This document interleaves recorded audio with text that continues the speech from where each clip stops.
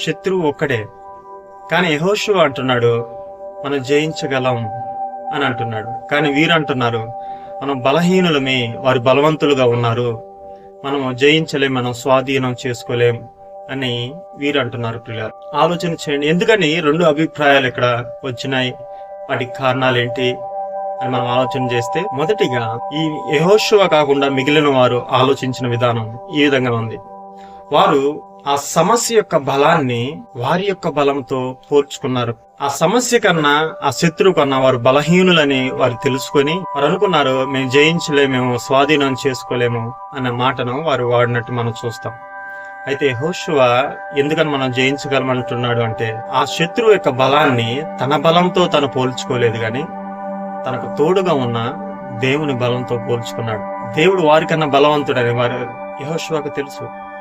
అందుకే ఆయన అంత పెద్ద సమస్యలో కూడా తను భయపడకుండా నేను జయించగలను, మనం స్వాధీనం చేసుకోగలం అనే ఆ విషయాన్ని తెలియజేసినట్లు మనం చూస్తాం. అవును కదా, ఎంత గొప్ప విశ్వాసము! నిజంగా క్రైస్తవులు ఈరోజు ఈ విధంగా ఉండాలి.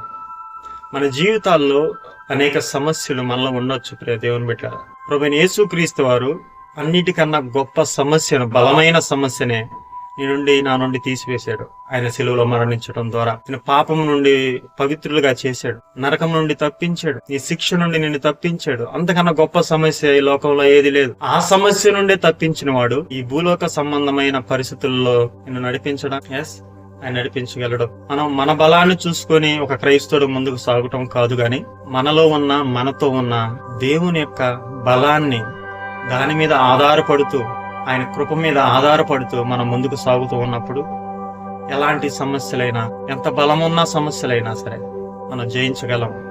ఎందుకంటే జయించేది మనం కాదు, గాని మనలో ఉన్న దేవుడు మనల్ని నడిపించగలడు. కాబట్టి పిల్లరా, మనము సమస్యలలో, కష్టాలలో మనం మన మీద ఆధారపడటం కాదు, గాని మన దేవుని మీద ఆధారపడతాం. ఆయన నిజంగా దేవుని మీద ఆధారపడేవాడు దేవుని మహింపరిచేవాడుగా ఉంటాడు. కాబట్టి మనం దేవుని మహింపరిచే వారికి మన జీవితాల్లో ముందుకు సాగుతూ ఉంటే మన సమస్యలు, మన కష్టాలు ఎంత బలమైనవైనా సరే దేవుడు వాటిలో కూడా మనల్ని నడిపించగలడు, మనకు జయాన్ని ఇవ్వగలడు. అవును కదా, దావీదు కన్నా గొలియాతు బలమైన వాడే, కానీ ఎందుకు జయించగలిగాడు?